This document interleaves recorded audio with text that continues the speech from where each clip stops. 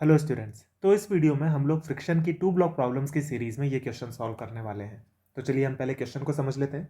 Question में हमको दिया हुआ है कि हमारे पास में दो ब्लॉक्स हैं M1 और M2, जिसमें M2 जो है वो एक स्मूथ सरफेस पे रखा हुआ है और M1 और M2 के बीच में कोफिशिएंट ऑफ फ्रिक्शन म्यू है। हमने इनिशियल वेलोसिटी M1 को दे दी है V1 और M2 को दे दी है V2। तो हमें बताना है कि M1 और M2 इन दोनों ब्लॉक्स के ऊपर फ्रिक्शन का डायरेक्शन क्या होगा। केवल हमको डायरेक्शन बताना है। Find the direction of friction on both the blocks if. अब कंडीशन हमारे पास में तीन है। अगर V1 ग्रेटर देन V2 हुआ तो फ्रिक्शन का डायरेक्शन क्या होगा, अगर V1 लेस देन V2 हुआ तो फ्रिक्शन का डायरेक्शन क्या होगा, और V1 is equal to V2 होने पर फ्रिक्शन का डायरेक्शन क्या होगा। ये तीनों पार्ट्स हमको इस क्वेश्चन में सॉल्व करने हैं। ठीक है स्टूडेंट्स, तो मैं आप लोगों से यही रिक्वेस्ट करूंगा कि आप एक बार वीडियो को पॉज करके खुद से एक बार ट्राई कर लीजिए क्वेश्चन को, फिर उसके बाद में आप मेरे सॉल्यूशन को देखिए। तो चलिए हम सॉल्व करते हैं। मैं होप कर रहा हूं कि आपने इसको ट्राई कर लिया है। तो देखिए, इस पूरे क्वेश्चन को सॉल्व करने के लिए मैं आपको दो मेथड्स बताऊंगा। तो अभी हम लोग सॉल्व कर रहे हैं मेथड वन।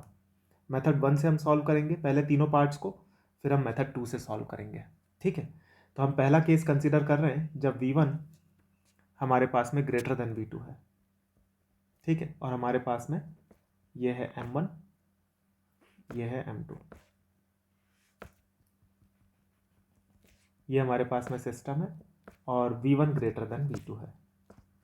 ठीक है, तो पहला जो मेथड है वो है मेथड ऑफ रिलेटिव वेलोसिटी। तो यहाँ पे मैं लिख देता हूँ method of relative velocity. Relative velocity के मेथड से हम ये आइडेंटिफाई करेंगे कि फ्रिक्शन का डायरेक्शन क्या होगा। ठीक है, तो देखो हम यहाँ पे क्या करते हैं, आप किसी भी ब्लॉक के फ्रेम में चले जाइए। तो अपन क्या करते हैं, M2 के फ्रेम में चलते हैं। अगर अपन M2 के फ्रेम में जाएंगे तो हमें क्या नजर आएगा, इन फ्रेम ऑफ M2। M2 के अगर आप फ्रेम में जाते हैं तो हमें क्या करना होगा, M2 के फ्रेम में अगर हम गए हैं तो M2 की वेलोसिटी को उल्टा करके हमें M1 में ऐड करना होगा। तो हम यहाँ पे M1 की वेलोसिटी जो हो जाएगी M2 के रिलेटिव वो हो जाएगी V1 माइनस V2, और M2 आ जाएगा रेस्ट पर, क्योंकि हम M2 के फ्रेम में आ गए। हर बॉडी अपने खुद के फ्रेम में रेस्ट पर होती है, तो इसकी खुद की वेलोसिटी हो जाएगी जीरो, और M2 की जो वेलोसिटी है, सॉरी ये M1 है, M1 की जो वेलोसिटी है M2 के फ्रेम में वो दिखाई पड़ेगी V1 माइनस V2। अब हमको पता है कि V1 जो है वो ग्रेटर देन V2 है। अगर V1 ग्रेटर देन V2 है तो M1 की जो वेलोसिटी आएगी वो राइट डायरेक्शन में ही आएगी। अगर M1 की वेलोसिटी M2 के रिलेटिव राइट डायरेक्शन में आ रही है, यानी कि M2 तो अब रेस्ट पे रहेगा क्योंकि हम M2 के रिलेटिव देख रहे हैं M1 को, और M1 M2 के रिलेटिव राइट डायरेक्शन में जा रहा है। तो अगर M1 M2 के रिलेटिव राइट डायरेक्शन में जा रहा होगा तो इसके ऊपर फ्रिक्शन आ जाएगा पीछे। और न्यूटन्स थर्ड लॉ से हम बोल सकते हैं कि M2 के कारण अगर M1 के ऊपर फ्रिक्शन पीछे की डायरेक्शन में आ रहा है तो M2 के ऊपर फ्रिक्शन आ जाएगा आगे की डायरेक्शन में। ठीक है ना, M2 के ऊपर फ्रिक्शन आ जाएगा आगे की डायरेक्शन में। तो हमने यहाँ पे फ्रिक्शन का डायरेक्शन आइडेंटिफाई कर लिया रिलेटिव मोशन के कंसेप्ट से। तो ये हो गया पार्ट ए। अब हम देखते हैं पार्ट बी। पार्ट बी के अंदर हमको दिया हुआ है कि V1 जो है वो लेस देन V2 है। ठीक है, तो यहाँ पे भी हम फ्री बॉडी डायग्राम्स बना लेते हैं। ये है M1 और ये है M2। दोनों बॉडीज को हम अलग अलग बना रहे हैं, M2 और ये M1। ठीक है, ये है V1, ये है V2। अब हमको दिया हुआ है कि V1 जो है वो V2 से छोटा है। अब अपन क्या करते हैं, इन फ्रेम ऑफ M2 चलते हैं, इन फ्रेम ऑफ M2। आप M1 के फ्रेम में भी जा सकते हैं, सेम रिजल्ट्स आएंगे। ठीक है, अब अगर अपन M2 के फ्रेम में चले तो हमें क्या दिखाई पड़ेगा, M2 के फ्रेम में ये दिखाई पड़ेगा हमको कि M1 की जो वेलोसिटी है वो हो जाएगी V1 माइनस V2, और M2 खुद आ जाएगा रेस्ट पे, क्योंकि हर बॉडी अपने खुद के फ्रेम में रेस्ट पे होती है। ये आ जाएगा M2, और इसकी वेलोसिटी तो हो जाएगी जीरो। ठीक है, अब M1 की जो वेलोसिटी है M2 के फ्रेम में वो है V1 माइनस V2, और V1 जो है वो छोटा है V2 से, यानी कि M2 अफेक्टिवली M1 जो है वो M2 के रिलेटिव लेफ्ट में जा रहा होगा।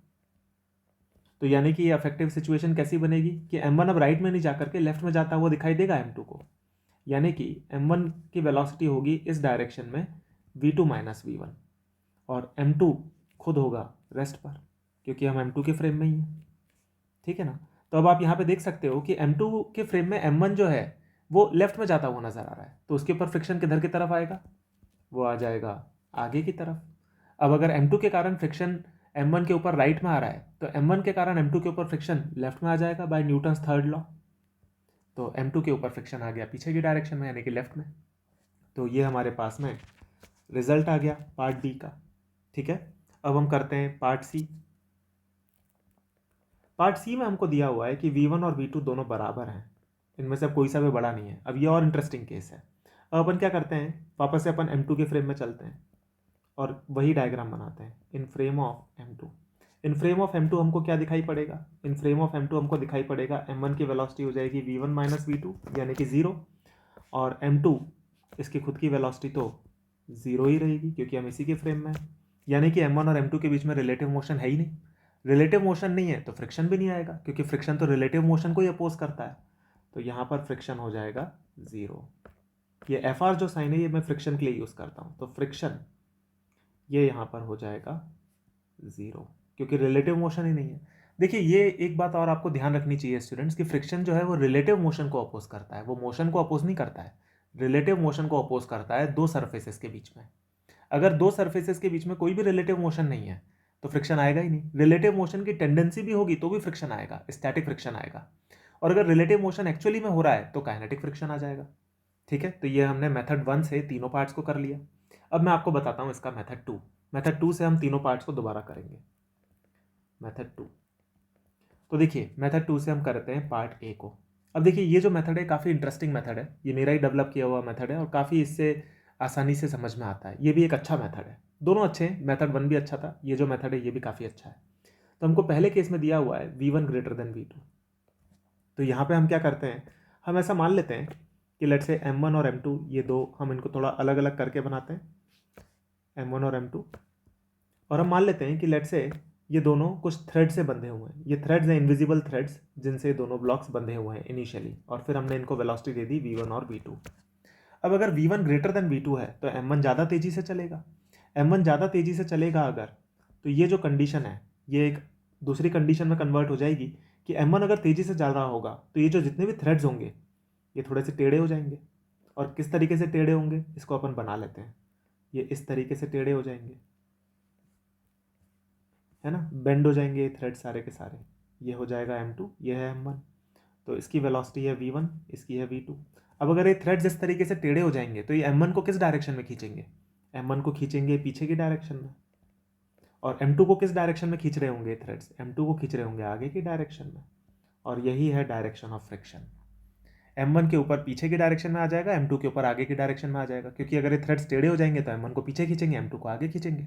तो ये इनविजिबल थ्रेड वाला जो मेथड है, इस मेथड को मैं बोलता हूं इनविजिबल थ्रेड मेथड। ठीक है, ये इनविजिबल थ्रेड मेथड के अंदर हमने क्या किया, इनविजिबल थ्रेड मेथड के अंदर हम अपनी तरफ से कुछ थ्रेड्स बांध देते हैं जो कि एक तरीके से फ्रिक्शन का रिप्रेजेंटेटिव है। और जैसे ही अगर ब्लॉक M1 आगे जाएगा, क्योंकि M1 की वेलोसिटी ज़्यादा है तो M1 आगे चला जाएगा, M2 थोड़ा पीछे रह जाएगा, तो थ्रेड्स टेढ़े हो जाएंगे। तो जिस तरीके का फोर्स थ्रेड के कारण आएगा फ्रिक्शन के कारण वही फोर्स आएगा, क्योंकि फ्रिक्शन सिमिलर वे में एक्ट करता है। ठीक है, तो M1 के ऊपर पीछे, M2 के ऊपर आगे। अब अपन इसका सिमिलर ये इनविजिबल थ्रेड मेथड से हम पार्ट बी देखते हैं। पार्ट बी में हमको दिया हुआ है कि V1 is less than V2। अब देखिए यहाँ पे भी अगर हम डायरेक्टली इनविजिबल थ्रेड्स बनाएं तो हमको यहाँ पे दिया हुआ है इसकी वेलोसिटी है V1 और जो नीचे वाला ब्लॉक है उसकी वेलोसिटी है V2। अब अगर शुरुआत में थ्रेड्स जो थे वो वर्टिकल थे और V2 अगर ग्रेटर देन V1 है तो क्या होगा, ये थ्रेड सारे टेढ़े ऐसे हो जाएंगे। और अगर ये थ्रेड्स ऐसे हो जाएंगे तो M1 को किस डायरेक्शन में खींचेंगे, M1 को खींचेंगे ये आगे की डायरेक्शन में, और M2 को खींचेंगे ये पीछे की डायरेक्शन में।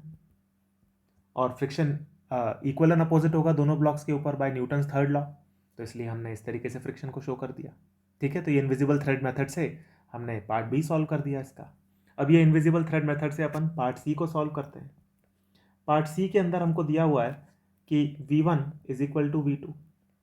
ठीक है, तो अगर मान लीजिए वही अपन इनविजिबल थ्रेड वाला मेथड लगाएं और इनिशियली जितने भी थ्रेड्स थे ये सारे अगर वर्टिकल थे तो अपन यहाँ पे इनिशियल कंडीशन को एक बार और ड्रॉ कर लेते हैं। इनिशियल कंडीशन ये थी, दोनों ब्लॉक्स के बीच में जो थ्रेड्स थे इनविजिबल वो वर्टिकल थे। अब इसकी वेलोसिटी है V1, इसकी वेलोसिटी है V2, दोनों की वेलोसिटी बराबर है। तो क्या होगा, ये दोनों ब्लॉक आगे बढ़ेंगे, थोड़ी देर बाद जब ये आगे पहुँचेंगे तो क्योंकि दोनों की वेलोसिटी बराबर है तो ये थ्रेड वर्टिकल के वर्टिकल ही रहेंगे। इन थ्रेड की ना तो फॉरवर्ड बेंडिंग होगी ना बैकवर्ड बेंडिंग होगी, ये वर्टिकल के वर्टिकल ही बने रहेंगे। और अगर ये वर्टिकल के वर्टिकल ही बने रहेंगे तो ना तो ये M1 को पीछे खींचेंगे ना आगे, ना M2 को पीछे खींचेंगे ना आगे, यानी कि इनके ऊपर कोई भी फ्रिक्शन का फोर्स नहीं आएगा। है ना।